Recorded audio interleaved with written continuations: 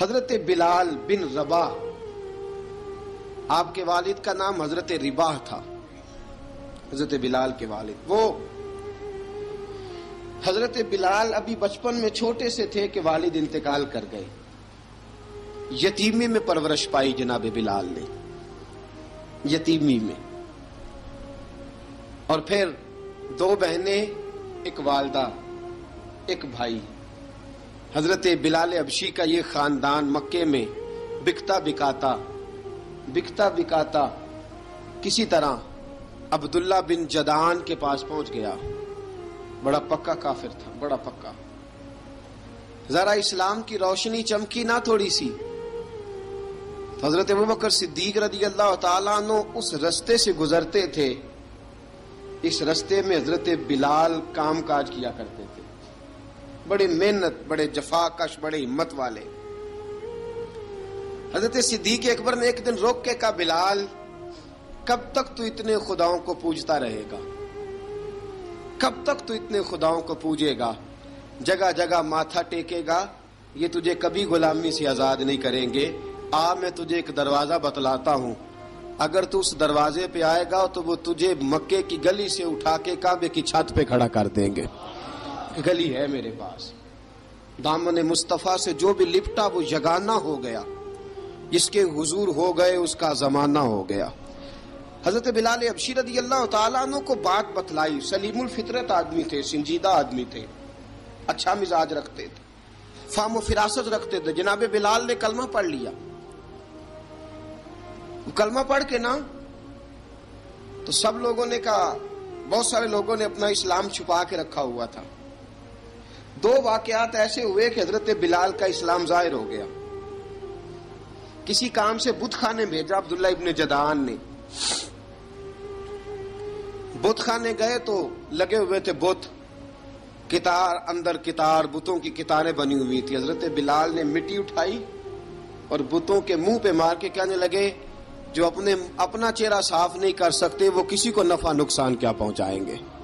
جو لوگ دیکھ رہے تھے انہوں نے آ کے عبداللہ ابن جدعان کو بتایا، کہا تیرا غلام ہے اور تو بہت بڑا سردار بنتا ہے، تیری عزت خاک میں مل جائے گی کسی کو پتہ چل گیا کہ عبداللہ کا غلام مسلمان ہو گیا۔ عبداللہ بن جدعان نے راتوں رات امیہ بن خلف سے بات کی اور امیہ سے کہا، یار یہ غلام لے لو، مفتی لے لو۔ بتایا نہیں امیہ کو، بتایا نہیں کہ مسلمان ہو گیا ہے۔ امیہ نے لے لیا۔ امیہ بڑا سخت آدمی تھا، بڑی طبیعت میں سختی پائی جاتی تھی، اللہ اکبر، لیکن یہ محبت اور عشق یہ چھپائے چھپتے نہیں، اور مسلمان اپنے اسلام کا اظہار کیے بغیر رہ سکتا۔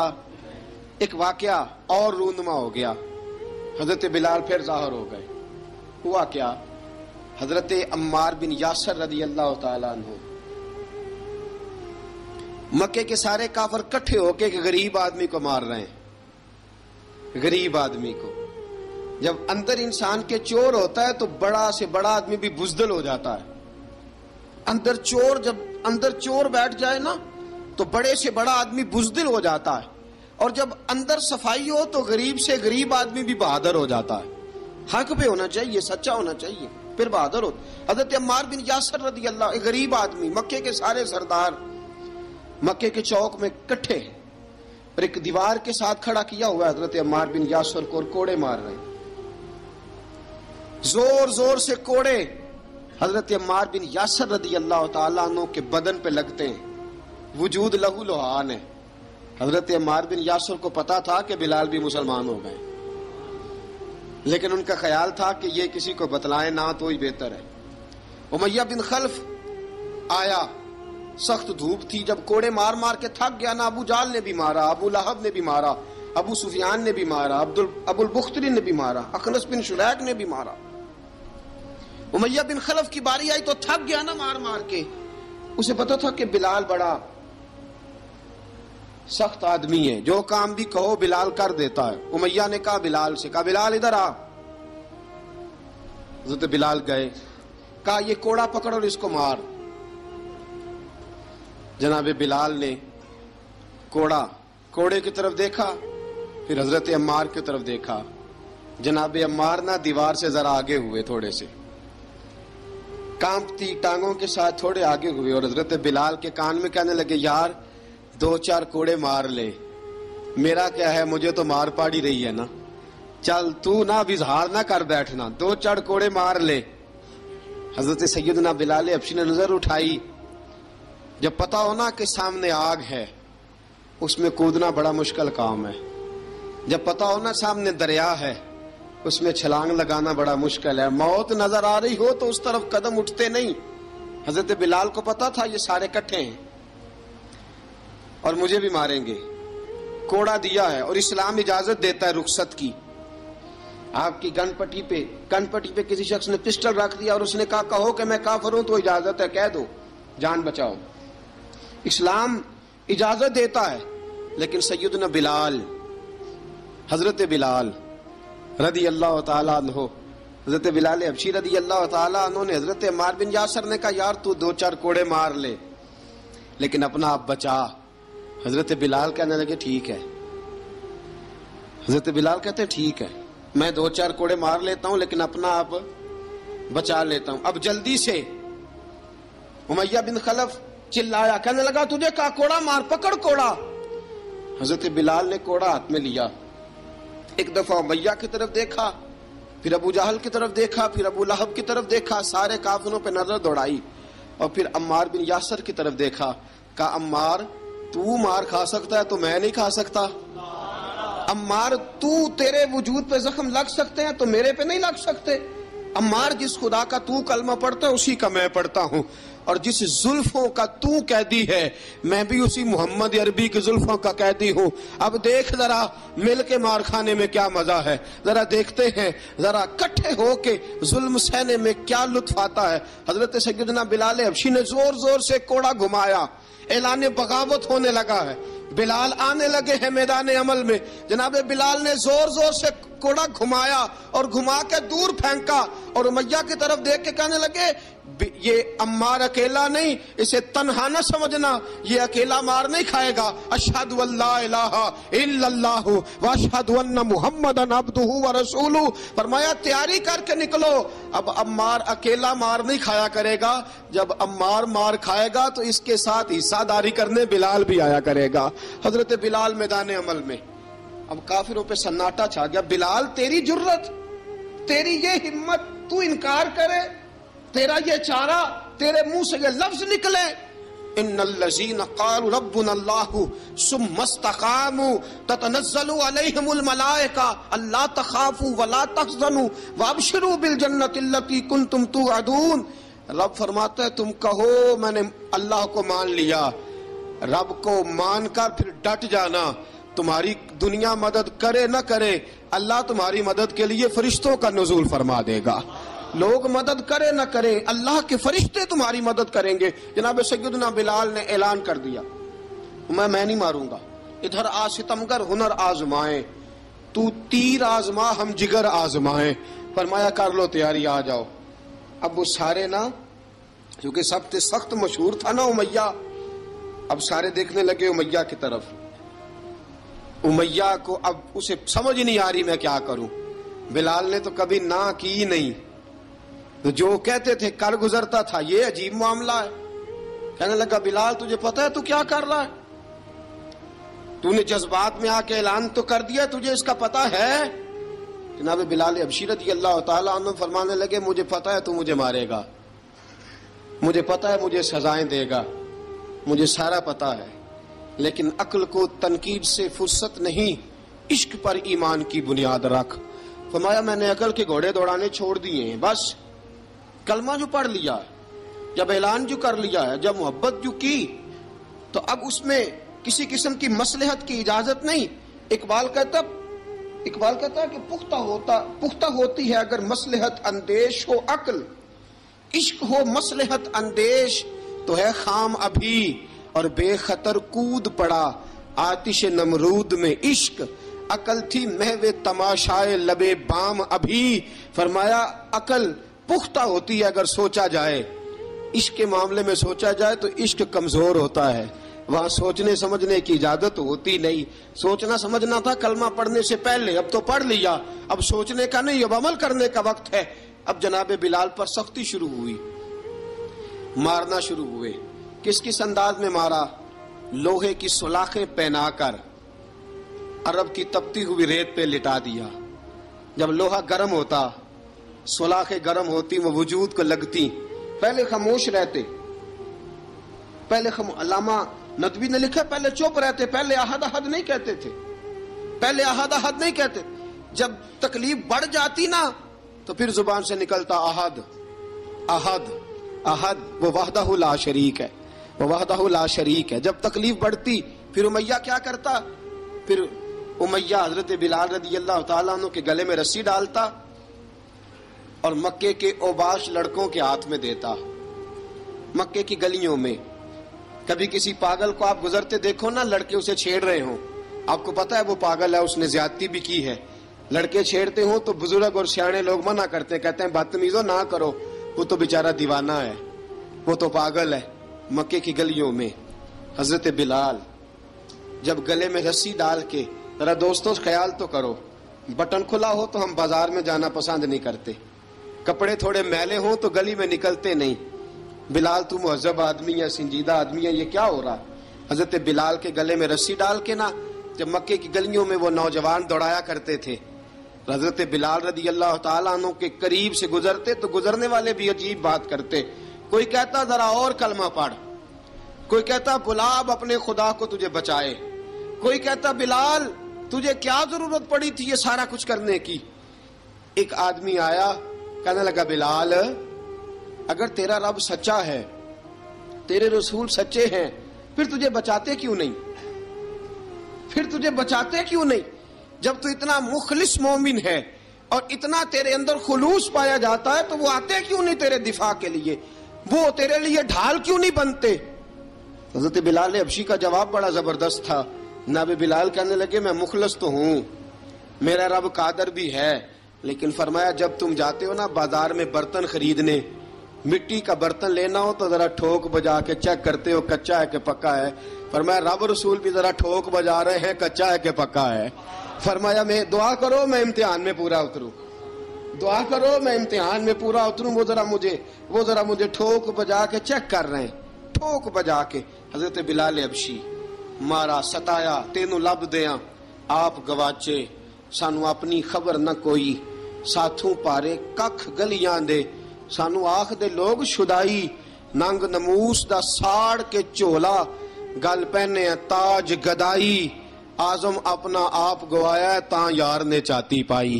حضرت بلال حبشی اتنی مار اتنی تکلیفیں. اچھا حضرت صدیق اکبر گزرے.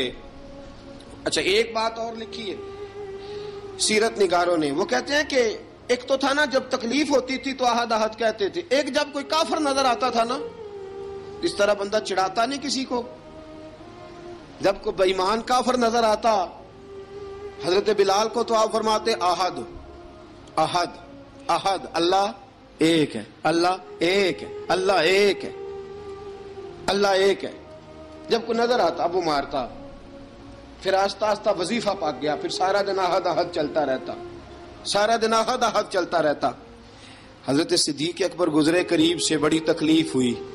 جناب ابو بکر صدیق رضی اللہ تعالیٰ عنہ نے کہا بلال اونچی ذکر نہ کیا کر، آہستہ کر لیا کر، اونچی آواز میں مارتے جو ہیں تجھے تو اس طرح کر، ذرا ذکر دو ہے نا، ایک ذکر جلی ہے ایک ذکر خفی ہے، تو دل میں ذکر کر لیا کر، اونچا نہ کیا کر، مار سے تو بچ جا. تو بلال نے کہا ٹھیک ہے، آپ نے جو نسخہ دیا اس پہ عمل کروں گا.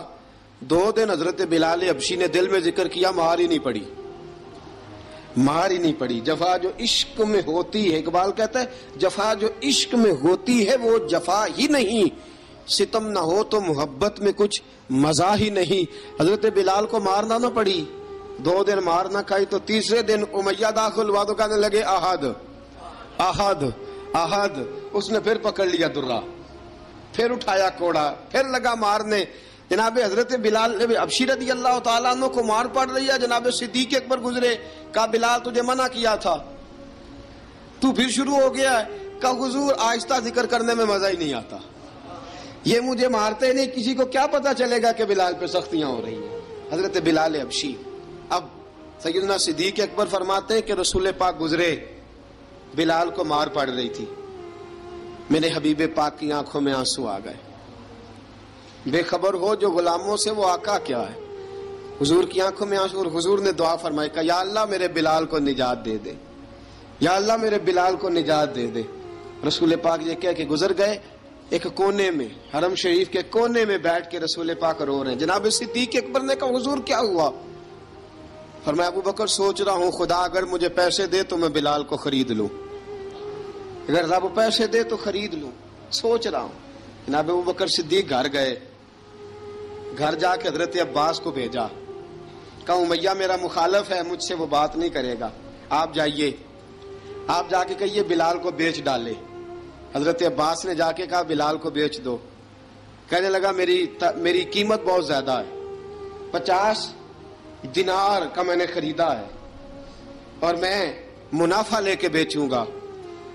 حضرت عباس نے آ کے جناب صدیق اکبر کو بتایا تو ابو بکر صدیق فرمانے لگے چل مجھے ساتھ ہی لے جا، دیکھ لیتے. پہنچے، جب ابو بکر صدیق کو آتے دیکھا نا تو چڑ گیا. کہنے لگا ابو بکر اگر تو بلال کو خریدنا چاہے تو وہ جو تیرے پاس رومی غلام ہے وہ مجھے دینا پڑے گا، 2 لونڈیاں اس کے ساتھ دینی پڑیں گی، اور یہ 50 دینار کا ہے، میں تجھ سے 2000 دینار لوں گا. 50 دینار کا ہے، 2000 دینار لوں گا. حضرت صدیق اکبر رضی اللہ تعالیٰ عنہ نے فرمایا مجھے منظور ہے، مجھے منظور ہے، منظور ہے مجھے. تو ابو بکر صدیق نے وہ تینوں غیر مسلم غلام لیے، 2000 دینار لیے. حضرت عباس نے بھی کلمہ نہیں پڑھا تھا. کہنے لگے ابو بکر تو کامیاب تاجر ہے، کیا کرنے لگے ہو؟ تو حضرت ابو بکر صدیق کہنے لگے آپ نے بھی کلمہ نہیں پڑھا، آپ کو اس سودے کا پتہ نہیں، آپ ابھی اس لذت آشنائی سے واقف نہیں، آپ نے بھی یہ ذائقہ چکھا نہیں، آپ ابھی اس راہ سے گزرے نہیں، آپ کو پتہ نہیں یہ بھی ایک ذائقہ ہے، یہ بھی ایک سودا ہے، یہ بھی ایک لذت ہے، یہ بھی ایک گہرائی ہے، یہ بھی ایک مزہ ہے، اس کا بھی آپ کو علم نہیں، آپ نے کلمہ نہیں نہ پڑھا. محبت کو سمجھنا ہے تو نہ سے خود محبت کر، کنارے سے کبھی اندازہ طوفان نہیں ہوتا. فرمایا ابھی تو راہ گزر میں ہے، کہہ دے مقام سے گزر. ابھی ذرا آگے چلیں گے نا، جب آپ کلمہ پڑھیں گے تو آپ کو پتہ چلے گا. حضرت سیدنا بلال حبشی کو لینے کے لیے صدیق اکبر پہنچے، 2000 دینار، 3 غلام پڑھے لکھے سیانے سمجھدار. جب دیے نا تو امیہ کھل کھلا کے ہنسا، کہنے لگا ابو بکر بڑے گھاٹے کا سودا کیا تو نے، ابو بکر تو نے بڑے گھاٹے کا سودا کیا ہے. یہ پڑھا لکھا مجھے دے کے جا رہا ہے اور یہ ان پڑھ تو لے کے جا رہا ہے، یہ خوبصورت رومی غلام دے کے جا رہا ہے اور یہ حبشی کالے رنگ کا تو لے کے جا رہا ہے، اور 50 دینار کا غلام 2000 دینار میں تو لے کے جا رہا ہے. اتنے گھاٹے کا سودا، اتنی بڑی نادانی.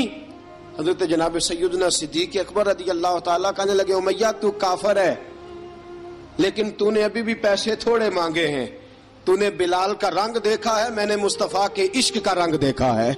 فرمایا تو ابھی اس کے رنگ میں الجھا ہوا ہے اور میں جو اس کے باطن کا حسن ہے وہاں تک پہنچ گیا ہوں. حضرت سیدنا بلال حبشی رضی اللہ تعالیٰ عنہ ساتھ کھڑے.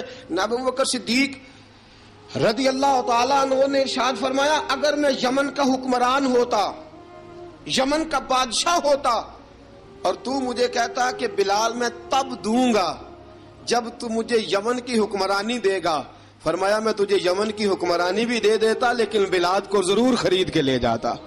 حضرت بلال حبشی.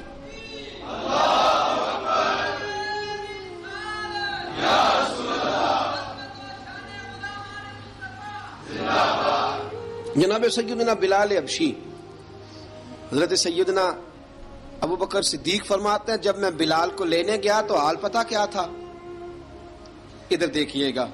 فرماتے ہیں کہ ٹانگیں اوپر کر کے نا جس طرح آدمی رکوع میں بیٹھتا ہے اس طرح کر کے نا ٹانگیں، اور سر پھر زمین کو لگا کے اس طرح سجدے میں آپ جاتے ہیں، لیکن بالکل ٹانگوں کے ساتھ سر رکھ کے.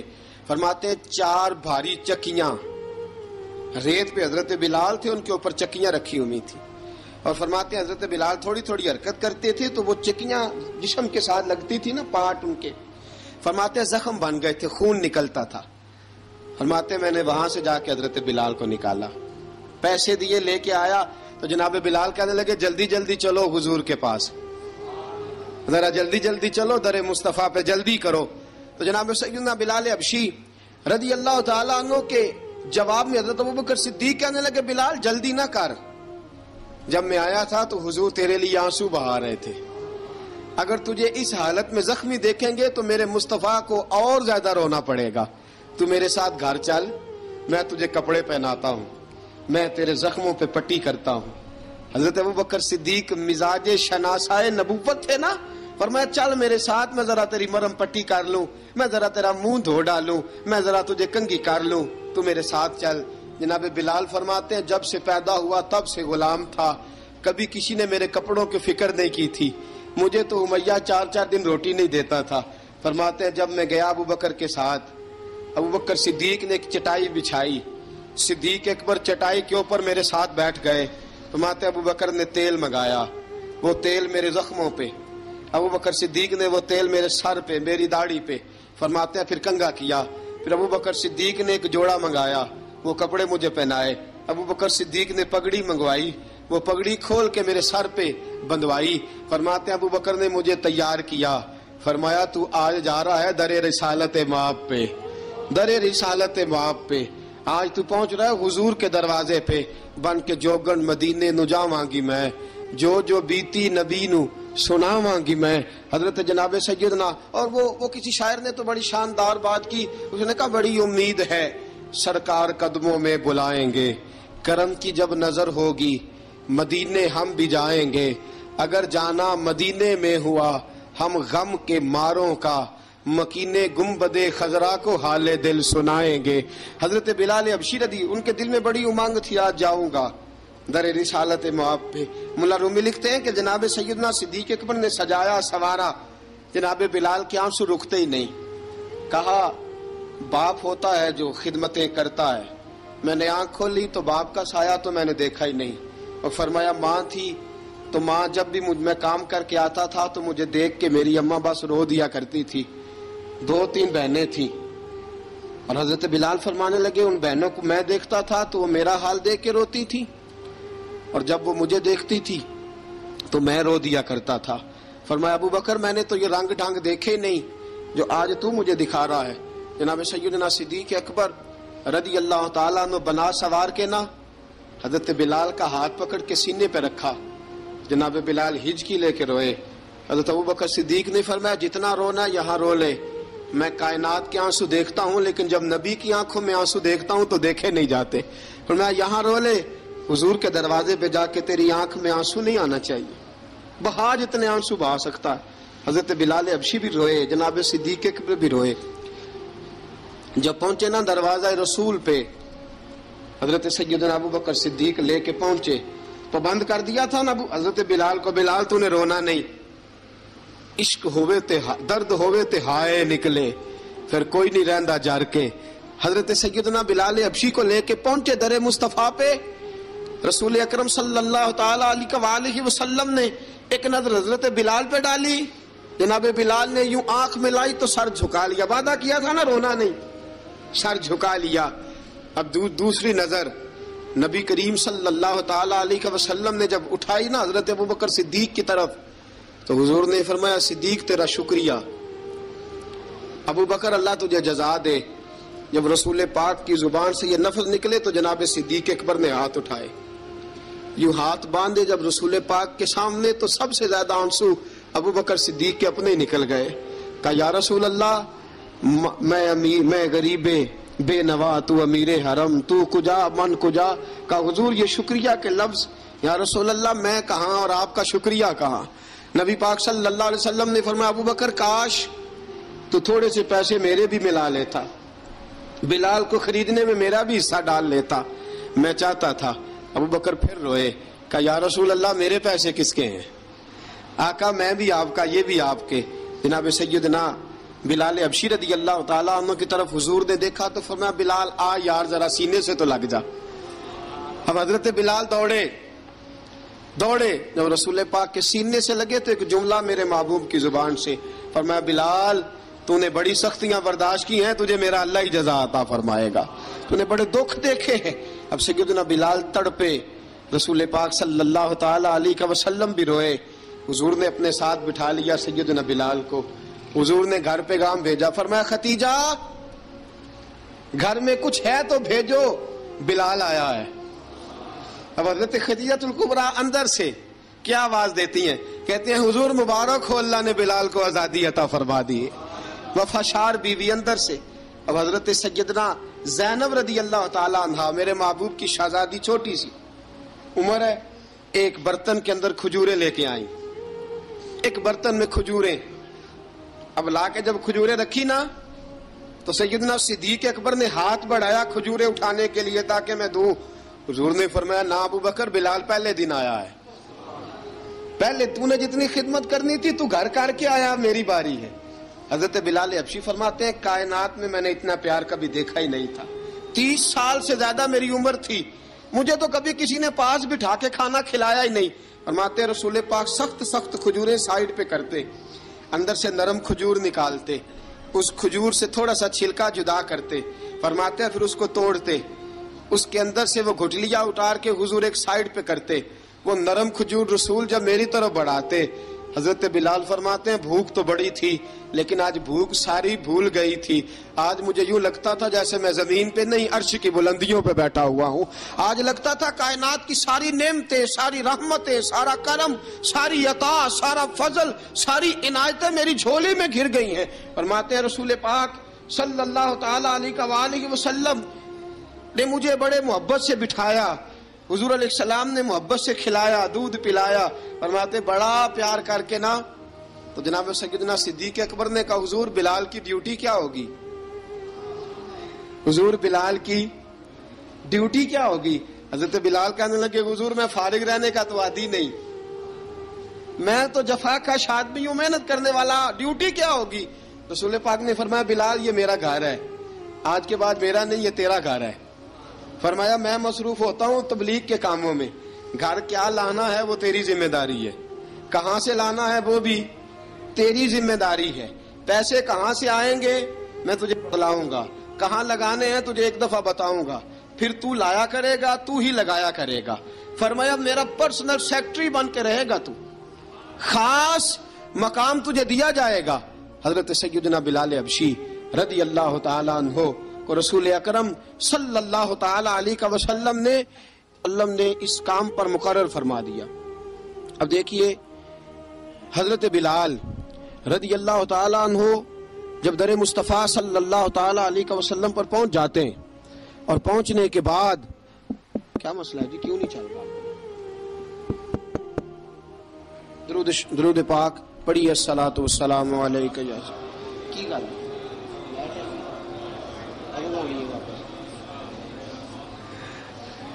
میں یہ گزارش کر رہا تھا کہ حضرت بلال حبشی رضی اللہ تعالیٰ عنہ کو رسول پاک نے یہ ڈیوٹی عطا فرما دی. اب پتہ کیا ہوتا، حضرت پردے کی آیتیں تو ابھی آئی نہیں تھی. حضرت بلال رضی اللہ تعالیٰ عنہ رسول پاک کے ساتھ نکلتے تبلیغ کے لیے، کسی کام کے لیے، سودا صرف لاتے بازار سے. یہ مکے کے دنوں کی بات ہے، مکے کے دنوں کی. سودا صرف بازار سے لاتے. اب 4 بیٹیاں تھیں حضرت خدیجہ الکبریٰ کی، گھر کے کام کاج ہوتے تھے. جب ذرا فارغ ہوتے دروازے پہ دستک دیتے. حضرت خدیجہ فرماتی بلال تو آ گیا ہے. وہ دستک سے پہچانتی ہیں کہ بلال کے دستک ہے. بلال آ گیا. کہا اماں جی میں سارے کام کاج باہر کے ختم کر آیا ہوں، گھر کا کوئی کام ہے تو ذرا مجھے بتاؤ.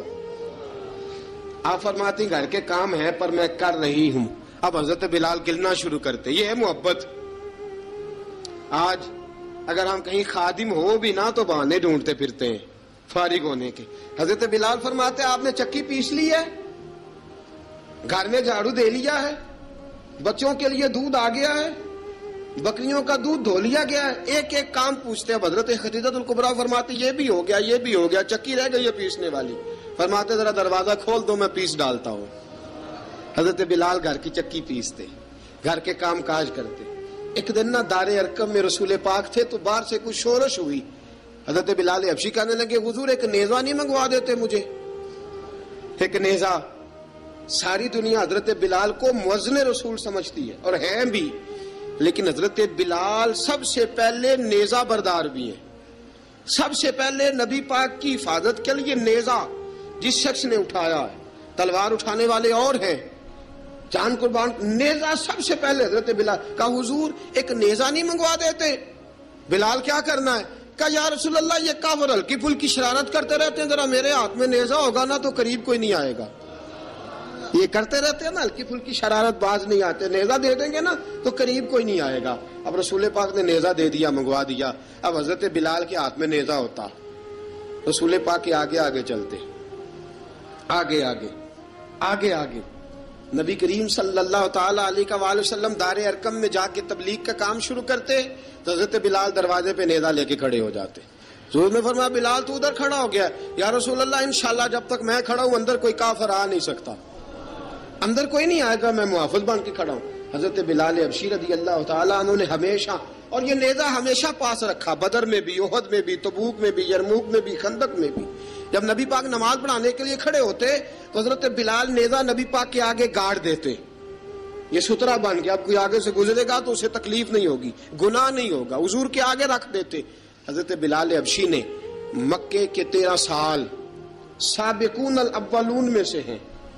قرآن کہتا ہے والسابقون الاولون من المہاجرین والانصار، فرمایا وہ جو پہلے سبقت لینے والے ہیں نا مہاجر اور انصار، پہلے جنہوں نے سب سے پہلے کلمہ پڑھا، وہ مہاجر اور انصار جنہوں نے پہلے کلمہ پڑھا. اور فرمایا والذین اتبعوہم باحسان، اور وہ جنہوں نے احسان کے ساتھ ان کی پیروی کی، رضی اللہ عنہم ورضوا عنہ، فرمایا وہ اللہ سے راضی ہیں، اللہ ان سے راضی ہے، اللہ انہیں جنت میں داخل کرے گا جس کے نیچے نہریں بہہ رہی ہیں. ذالک الفوز العظیم، فرمایا یہ بہت بڑی کامیابی ہے پہلے کلمہ پڑھ لینا. حضرت بلال سابقون الاولون میں سے، پہلے کلمہ پڑھنے والے لوگوں میں سے. جناب سیدنا بلال حبشی رضی اللہ تعالیٰ عنہ نے پوری دلیری کے ساتھ کام کیا. اب آ گیا وقت ہجرت کا.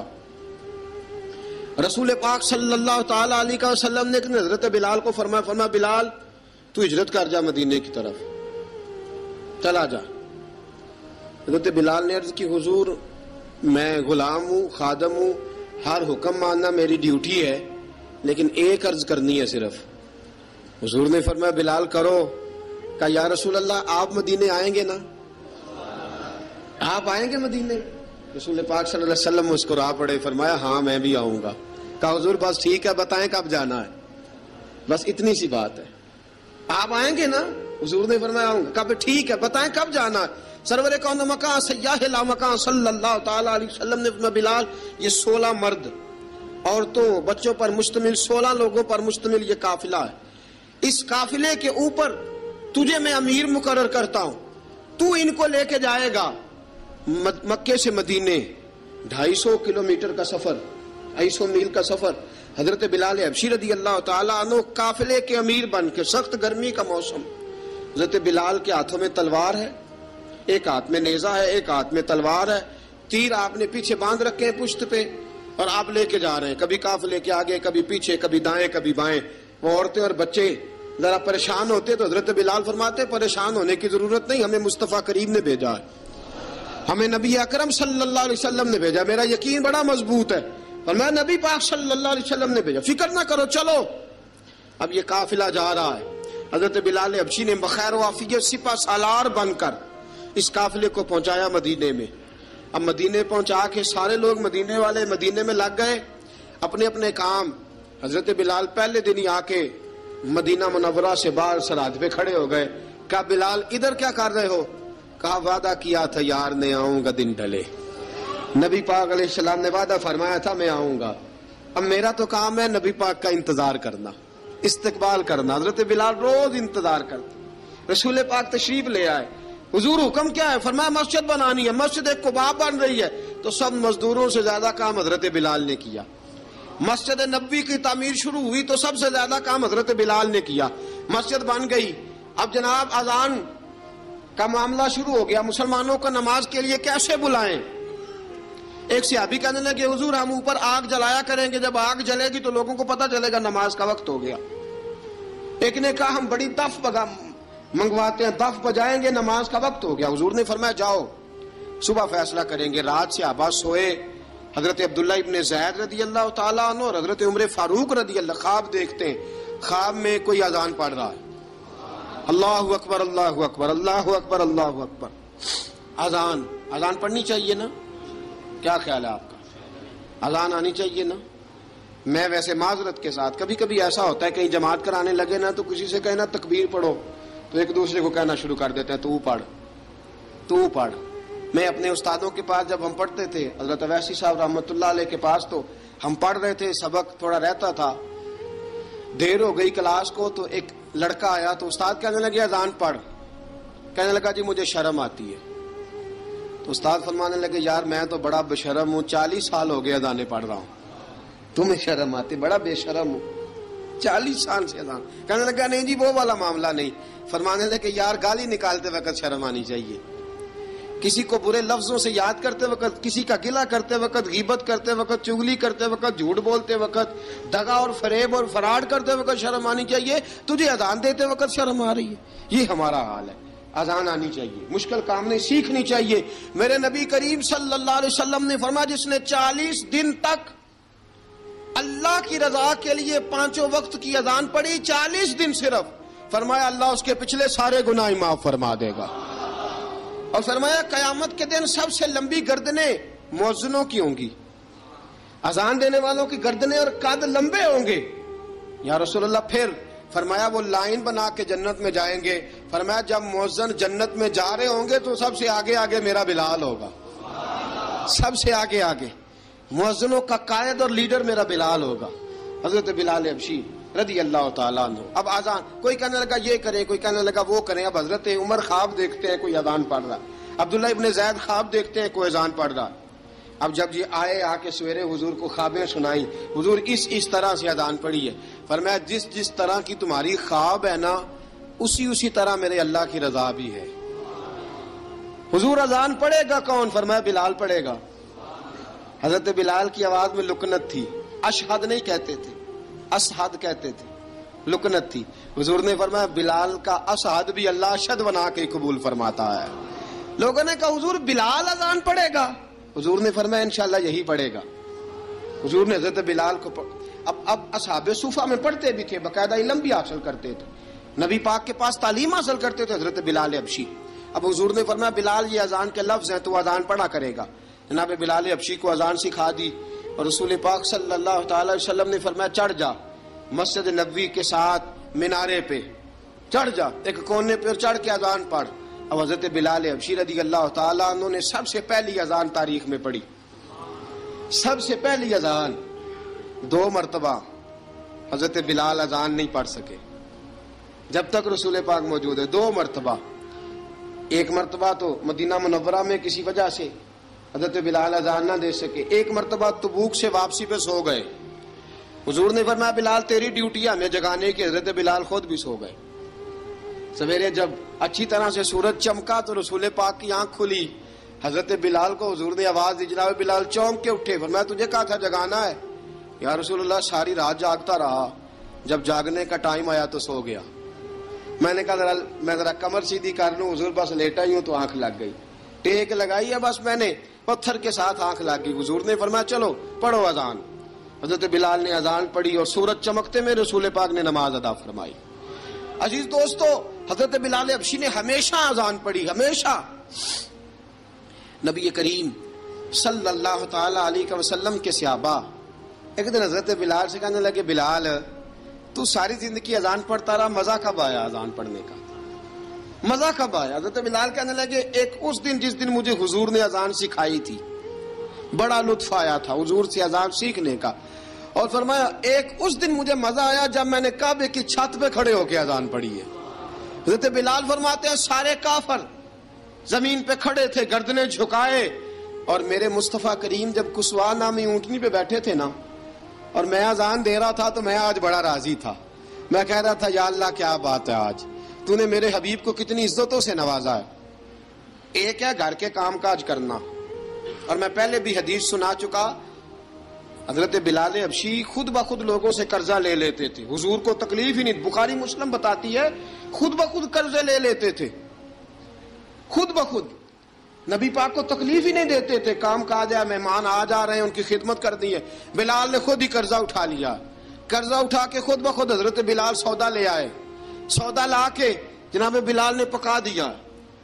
ایک دن ایسا بھی آیا، بخاری شریف کے لفظ ہیں کہ جن کے قرضے دینے تھے وہ کہنے لگے بلال سویرے قرضہ دو ورنہ تجھے لے جائیں گے، بکریاں چرانی پڑیں گے۔ حضرت بلال حبشی رضی اللہ تعالیٰ عنہ نے حضور کی خدمت میں عرض کی، کہا اگر کوئی بندوبست ہو گیا تو ٹھیک ہے، ورنہ میں تو سویرے بھاگ جاؤں گا، میں شام چلا جاؤں گا، پیسے آ گئے تو مجھے پیغام بھیجنا، آ جاؤں گا۔ سویرے فجر سے پہلے حضور نے پیغام بھیج دیا، فرمایا بلال تیری مدد کے لیے اللہ نے 3 اونٹنیاں سامان کی بھیج دی ہیں۔ حضرت بلال حبشی رضی اللہ تعالیٰ عنہ نے سارا گھر کا کام کاج خود سے سنبھال لیا تھا۔ ایک دن غائب ہو گئے حضرت بلال اذان دے کے، فجر کی اذان دے کے، ایک دن فجر کی اذان دے کے غائب نہیں ہونا چاہیے، کیا خیال ہے آپ کا؟ مؤذن کو اذان دے کے غائب، اسے مسجد میں پھر رہنا چاہیے۔ حضرت بلال حبشی رضی اللہ تعالیٰ عنہ اذان پڑھی، غائب ہو گئے، صحابہ ڈھونڈ رہے ہیں بلال کدھر ہے، اقامت پڑھے۔ حضور نے فرمایا ٹھہر جاؤ، بلال آئے گا تو اقامت پڑھے گا، بلال آئے گا تو جلدی نہ کیا کرو مسجد میں، اگر 2-4 منٹ کبھی دیر ہو جائے نا نماز میں تو جلدی کوئی بات نہیں، اللہ کے گھر ہی آئے ہو نا، جلدی نہ مچایا کرو، اللہ کا گھر ہے، رحمت والی جگہ ہے۔ حضور نے فرمایا بلال آئے گا تو اذان پڑے گا۔ اب سب صحابہ خاموش ہیں کہ بلال جاتا نہیں، کام بھی اس کا کوئی ایسا نہیں۔ حضرت بلال دوڑے آئے، جلدی دوڑے آئے۔ رسول پاک صلی اللہ علیہ وسلم نے سوال ہی نہیں کیا کہ بلال تو کدھر سے آیا ہے، فرمایا آ گئے ہو؟ حضور آ گیا ہوں، پڑھو اقامت، پڑھو اقامت پڑھی، جماعت ہو گئی۔ اب صحابہ کرام علی مریدوان حیران ہے کہ حضور نے پوچھا ہی نہیں اور بلال آیا بھی دیر سے۔ حضرت جناب سیدنا صدیق اکبر، جناب مقداد، جناب سلمان فارسی، چند صحابہ نا حضرت بلال کو لے کے، کون ہے بلال تو کدھر تھا؟ راز کی کوئی بات ہے جو بتاتا نہیں، کدھر تھا؟ حضرت بلال رضی اللہ تعالیٰ عنہ کی آنکھوں میں آنسو آ گئے، رو پڑے۔ کہ بلال کوئی گہری بات ہے، بتا معاملہ کیا ہے، روتا کیوں ہے؟ حضرت بلال حبشی رضی اللہ تعالیٰ عنہ فرمانے لگے جب حضرت خدیجہ الکبریٰ گھر میں چکی پیستی تھی، تھک جاتی تھی نا تو میں مدد کرایا کرتا تھا۔ کتنے دن بیت گئے، جب فجر کی اذان دینے کے لیے گزرتا ہوں تو حضرت فاطمہ الزہرا کے بچے روتے ہوتے ہیں۔ فرمایا میں نے حضرت فاطمہ کو گود میں کھلایا ہے، مجھے اپنے محبوب کی شہزادی سے بڑا پیار ہے۔ کئی دنوں سے حضور کی خدمت میں عرض کر رہا تھا یا رسول اللہ کو مہربانی فرمائیں۔ حضور نے رات پیغام بھیجا ہے سیدہ فاطمہ کو کہ بلال جب آئے تو پردہ کر کے اندر چلی جایا کر۔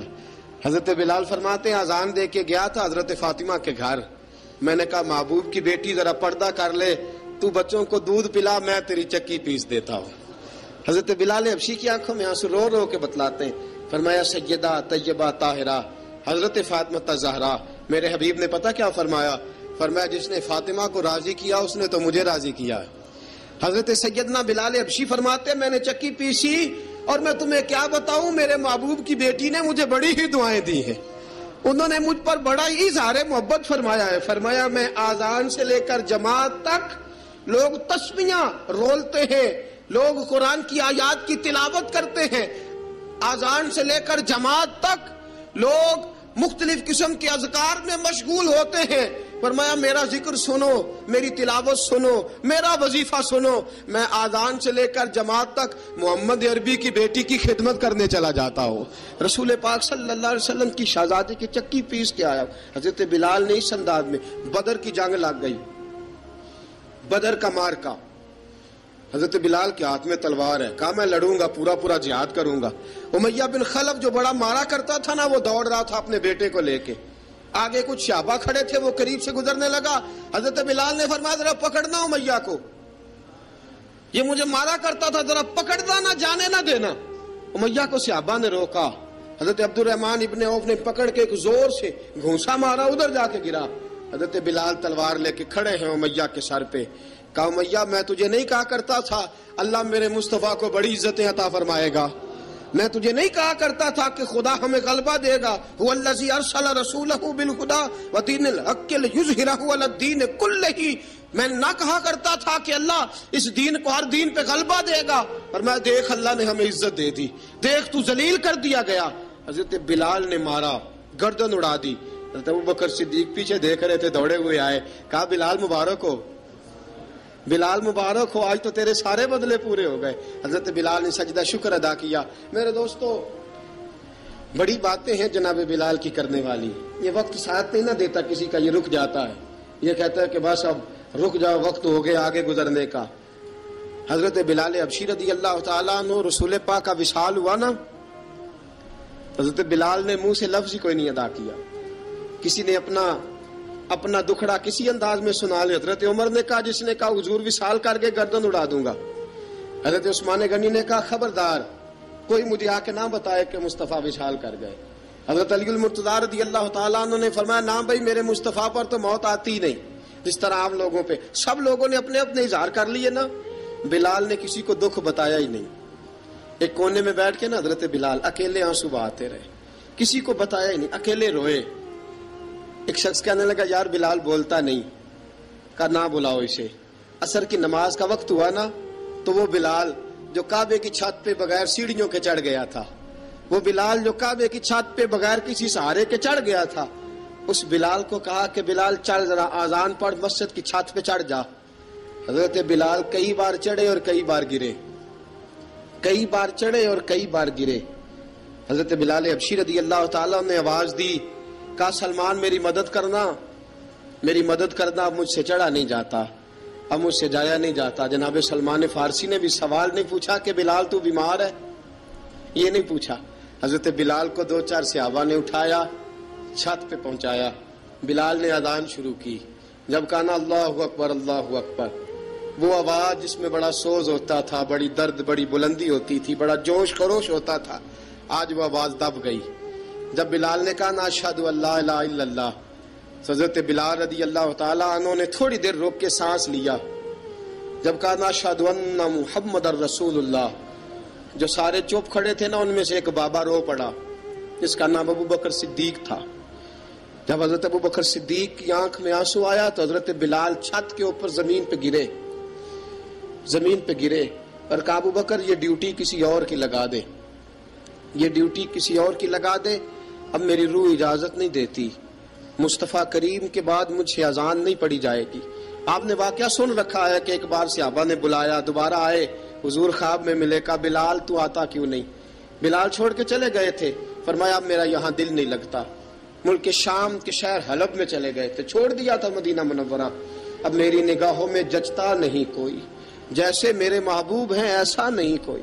حضور خواب میں ملے, آئے مدینے. حضرت بلال آخری بار, لوگوں نے کہا اذان پڑھو, کہا مجھے وہ اذان بھول ہی گئی ہے جو مجھے مصطفیٰ کریم کے زمانے میں پڑھا کرتا تھا, مجھ سے نہیں پڑھی جاتی, نہ مجھے کہو, میں کیسے پڑھوں.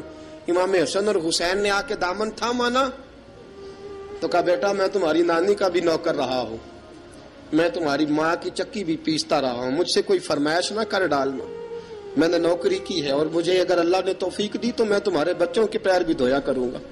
لیکن امام حسن رضی اللہ تعالیٰ عنہ نے فرمایا بلال ایک بار تو اذان سنانی پڑے گی. سنائی بلال نے اذان. کوئی گھر مدینے میں ایسا نہیں تھا جہاں سے رونے کی آواز نہ آئی ہو. حضرت عمر فاروق رضی اللہ تعالیٰ عنہ اپنے زمانے میں شام گئے تو جناب بلال حبشی رضی اللہ تعالیٰ عنہ سے کہا کہ اذان پڑھو. حضرت بلال نے فرمایا میں پڑھ ہی نہیں سکتا. بڑی ہمت کے بعد اذان پڑھی اور جناب بلال نے کہا تم اگر روئے نہ تو میں اذان پڑھوں گا. رونا نہ, وعدہ لے لیا. حضرت عمر تو نہ روئے لیکن معاذ ابن جبل نے رونا شروع کر دیا. جب معاذ ابن جبل روئے تو پھر عمر بھی روئے, جب عمر روئے تو پھر بلال بھی روئے. وہ اذان اشہد ان لا الہ الا اللہ تک گئی. رسول پاک کے بعد پھر اذان اس سے آگے بڑھ